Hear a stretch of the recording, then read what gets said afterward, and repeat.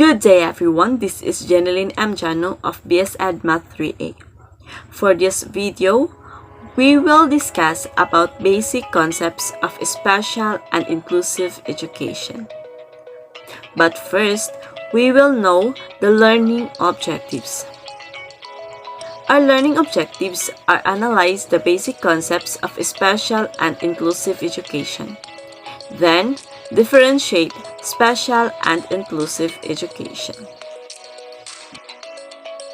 In this discussion, we will have the introduction that any child may experience a special need during the course of educational years. Some children felt left out and never enter school or enter only for a few years, and as repeaters become dropouts without their needs having been met.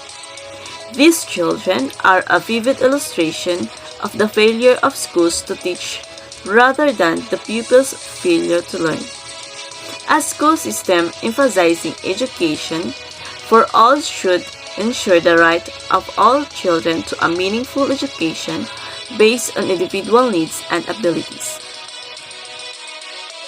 So now we will proceed on our discussion. But first, let me ask, what is inclusive education?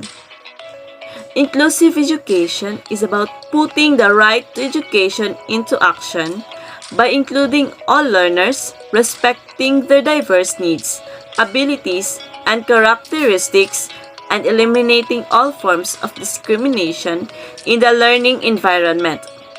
So when we say inclusive education, it is about the students that have disabilities and the students without these abilities that are studying in the same schools. Most of the teachers are dealing difficulties in this kind of situations. But the most important is respect is the best way, and never bully the students that have disabilities or even though they don't have it, for them to continue and achieve their dreams. Next, what is special education?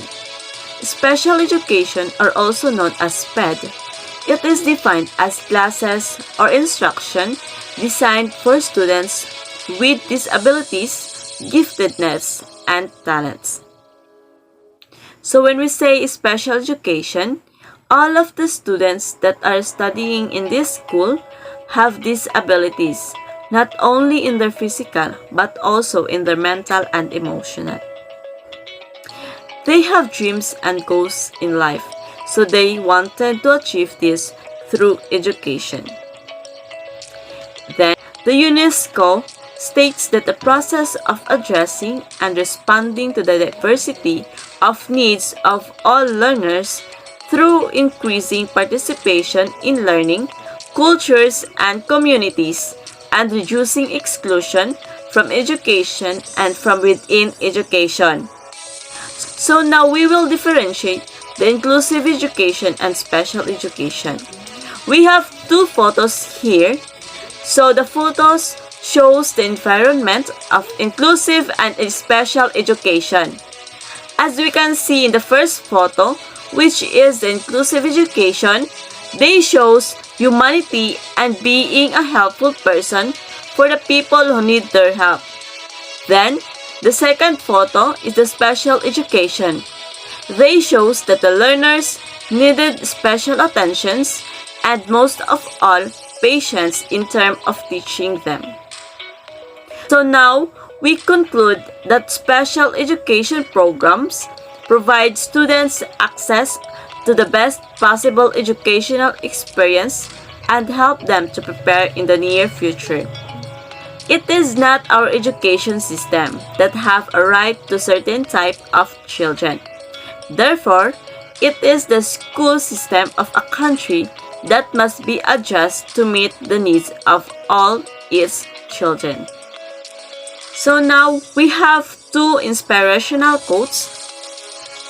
Sometimes, real superheroes live in the hearts of small children, fighting big battles. It is according to Anonymous.